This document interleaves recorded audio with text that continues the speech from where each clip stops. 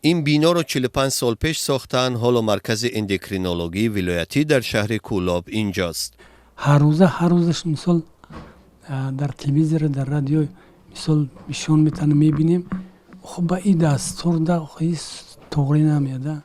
منظور سفرعلی نظرف نمایش لوحه‌های تبلیغی از دستاوردهای حکومت در وسایط اخبار دولتی است و 15 سال باز گرفتار بیماری قند است.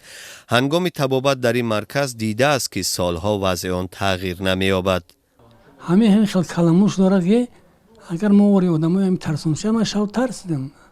همین کلموشه کلام میگوی حوز دمی چپا میشه خیلیش همش فنیره. شاو میشود ترخ و پرخ میشه میگوید پاتالوگ میگرده. همه چیز داره. کیک هم داره و جاندار هم داره. همه چیز بخیر داره.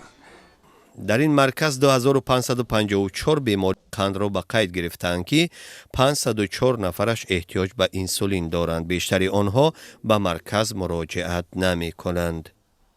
شرایط نیست در بیمارخانه ما. برای همون بسیاری اونها مراجعت نمیکنند. در این مرکز یک اتاق مردانه و 2 زنانه وجود دارد که در هر یکی 5 کت گذاشتند. بیماران میگویند در این اتاقهای تنگ 5 کت از معیار زیاد است. اینی سریع کمپیر اومد برفت. گو خوب میکنم جو نرسید.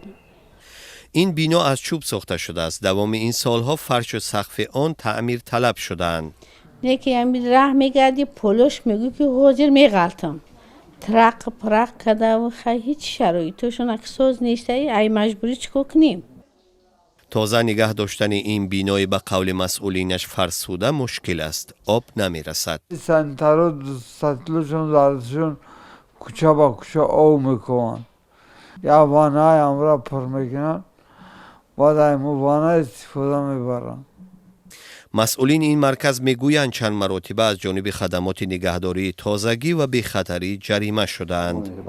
طلبات سانیتری گیگینی تماما جواب نیست.